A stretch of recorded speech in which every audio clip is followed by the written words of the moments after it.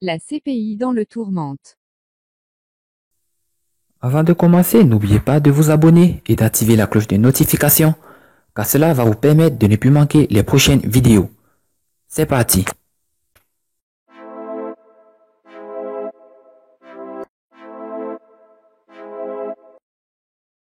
Procureur contre Laurent Gbagbo et Charles Blé Goudé, jamais l'affaire de l'ex-président ivoirien et de son ancien bras droit n'a mieux porté son nom, qui apparaît en haut de tous les documents de ce procès tenu devant la Cour pénale internationale, CPI. Après l'acquittement des prévenus, mardi 15 janvier, et la contestation de leur libération immédiate par le procureur, peu après, la première chambre n'a pas ménagé ses mots à l'encontre de l'accusation, le lendemain, en estimant ses preuves exceptionnellement faibles. Quelques heures plus tard, et alors que la libération des deux anciens coaccusés semblait acquise, le bureau du procureur revient à la charge et fait appel du refus de maintien en détention. Dès le 15 janvier, le porte-parole de la juridiction internationale avait souligné à Sputnik que la décision de rendre leur liberté aux anciens coaccusés pouvait faire l'objet d'un appel. L'hypothèse la plus probable voulait alors que l'appel soit interjeté, plutôt, par la défense. Peu d'observateurs pariaient que la Cour enfoncerait le clou, mercredi 16, en déboutant le bureau du procureur.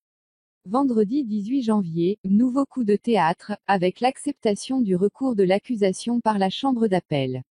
Laurent Gbagbo et Charles Blé Goudé demeurent en détention, au moins jusqu'au mois de février. L'incompréhension des partisans de l'ancien président n'avait d'égal, ce vendredi, que leur cri à l'acharnement du procureur, présumément téléguidé par l'actuel président ivoirien, Alassane Ouattara, par l'intermédiaire de la France. Une théorie se basant sur un rôle controversé joué par la France dans la crise post-électorale de 2010 à 2011 en Côte d'Ivoire. L'ancien président ghanéen s'en faisait écho, mardi 15 janvier, en regrettant que 8 ans de la vie de Gbagbo aient été gâchés par les machinations de la France et de Sarkozy. Pour Emmanuel Desfourneaux, directeur général de l'Institut de la culture afro-européenne à Paris, partenaire officiel de l'UNESCO, aucune donnée ne permet d'établir à ce jour que le procureur, Madame Fatou Bensouda, ait été sous la pression de quelque parti que ce soit. En revanche, on peut parler d'un acharnement judiciaire, mais pas forcément politique, de la part d'un procureur qui ne fait, finalement, que jouer son propre rôle. Il ne faut pas oublier que Madame Bensouda est africaine, d'origine gambienne, et il ne faudrait pas qu'un manque d'empressement à faire condamner les accusés soit interprété comme une forme de complaisance. En somme, elle joue sa crédibilité professionnelle et puis aussi, la question de la reconnaissance des victimes, souligne à Sputnik ce spécialiste de l'Afrique de l'Ouest. L'acquittement de Gbagbo serait d'autant plus un revers pour l'accusation que l'enquête avait été ouverte en 2011 à sa propre initiative et non pas à celle de l'État ivoirien. L'autosaisine suivait de peu, toutefois, une confirmation de la déclaration de reconnaissance de la compétence de la Cour signée par le président Alassane Ouattara, 10 jours seulement après avoir prêté serment. À l'époque, la crise faisait rage entre les deux camps et le président sortant, Gbagbo, revendiquait également sa victoire. Au-delà de la partie accusatrice, l'acquittement des deux anciens dignitaires ivoiriens pourrait constituer, paradoxalement, un revers pour la juridiction qui l'a prononcé, à en croire des médias africains qui montaient au créneau contre la CPI, au lendemain du verdict de non-culpabilité. Par cette décision, la CPI vient, une nouvelle fois, renforcer les perceptions des Africains contre elle par rapport à la gestion des crises politiques post-électorales sur le continent, estimait le site guinéen Guinée News, après avoir titré sur « l'échec de la CPI ». La CPI aura ainsi échoué à faire condamner le président ivoirien, tout comme elle avait échoué à obtenir d'autres condamnations par le passé.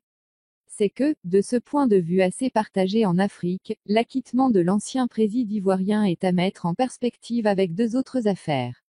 Le 22 novembre 2010, s'ouvrait, à La Haye, le procès de l'ancien vice-président de la rez-de-chaussée, Jean-Pierre Bemba. Cet ex-chef rebelle congolais était poursuivi pour crimes de guerre et crimes contre l'humanité, en Centrafrique, pour la période allant d'octobre 2002 à mars 2003.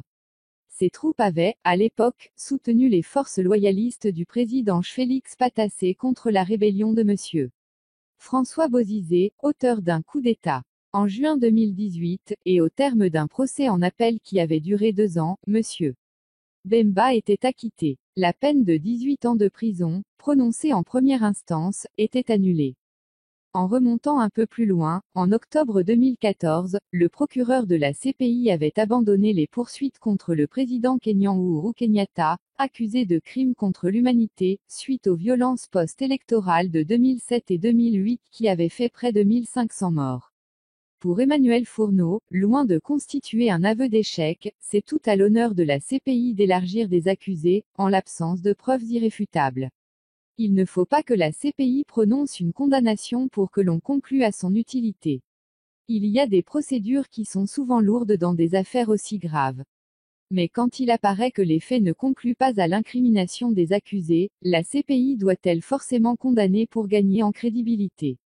Au contraire, on aurait ainsi l'impression qu'elle est une chambre d'enregistrement qui ne dit pas le droit, mais les desiderata de tel ou tel parti, souligne l'analyste français.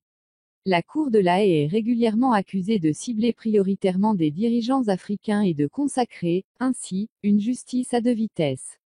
Sur l'ensemble des 11 situations qui font actuellement l'objet d'une enquête de la part de la CPI, un seul cas, celui de la Géorgie, ne concerne pas le continent africain. La CPI est un instrument de pression sur les gouvernements des pays pauvres, avait même jugé, en octobre 2016, la ministre burundaise de la Justice, Aimée Laurentine Kanyana, dont le gouvernement était très critiqué, depuis avril 2015, pour sa répression des manifestations hostiles à la candidature et à la réélection controversée du président Pierre Nkurunziza. C'est que la thèse d'une juridiction internationale conspirant contre les pays africains a vite cessé d'être un simple sentiment partagé par l'opinion publique africaine. Des régimes politiques, mis au banc de la communauté internationale, se sont saisis de l'argument pour contester la légitimité, la méthode de travail, ainsi que de présumés objectifs non avoués de la juridiction internationale. Bientôt, ce sont les enceintes africaines qui se sont fait l'écho de ces suspicions. En octobre 2017, le Burundi est devenu le premier pays à se retirer officiellement du statut de Rome, traité fondateur de la CPI, entré en vigueur en 2002. Les démarches entamées un an plus tôt par Bujumbura avaient fait des émules dans le continent africain. Deux autres pays, l'Afrique du Sud et la Gambie, ont entamé des procédures de retrait, avant de reconsidérer leur position. Enfin, en janvier 2017, et sous la pression d'un certain nombre d'États membres, le 28e sommet de l'Union africaine a adopté une mesure non contraignante pour un retrait collectif de la juridiction de la Haye. Plus difficile, en revanche, d'identifier, dans ces critiques, le bénéficiaire présumé de ces manœuvres, dont la CPI ne serait, selon cette thèse que, le vil exécutant. Le nom de la France revient souvent, dans cette Afrique qui amaille à partir avec les fantômes du passé ou les boulets du présent.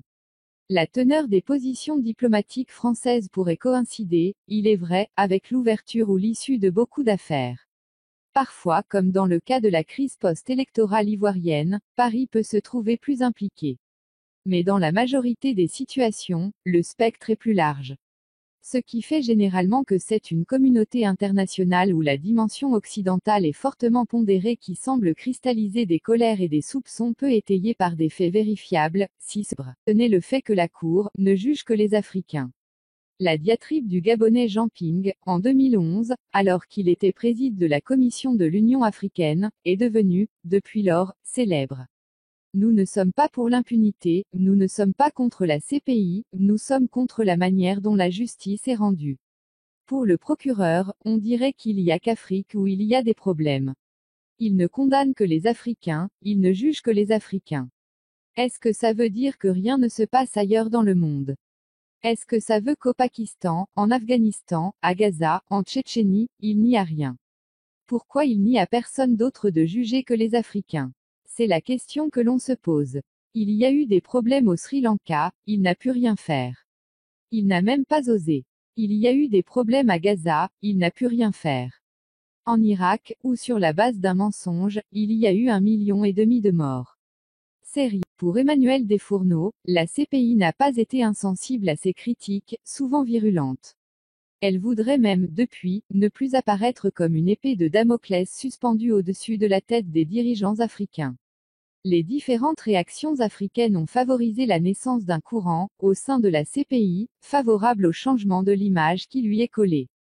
C'est dans ce sens qu'elle serait politisée aujourd'hui. La décision d'acquitter Gbagbo et Blé Goudé s'adosse bien entendu à des éléments juridiques, en premier lieu.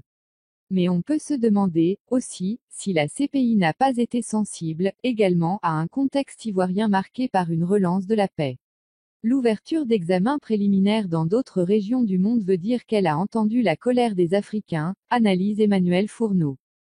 Étendre le champ géographique des affaires, c'est aussi agrandir le cercle de ses ennemis. Des examens préliminaires ont été ouverts concernant des situations en Palestine, en Irak, en Afghanistan ou aux Philippines. Quant à Manille, dont la responsabilité risquait d'être engagée pour crimes présumés, commis depuis 2016, dans le contexte de la campagne de « guerre contre la drogue », elle a riposté en se retirant du traité de Rome, en mars dernier. Réagissant à l'examen préliminaire en Afghanistan visant des crimes possiblement commis par des soldats américains et britanniques, le conseiller du président américain Donald Trump, John Bolton, a quant à lui qualifié la juridiction de la haie d'inefficace, d'irresponsable, en la menaçant carrément de « sanctions ». Dans sa tentative de se crédibiliser, la CPI s'est effectivement un peu plus intéressée à ce qui pouvait se passer dans d'autres régions du monde. Mal lui en a pris.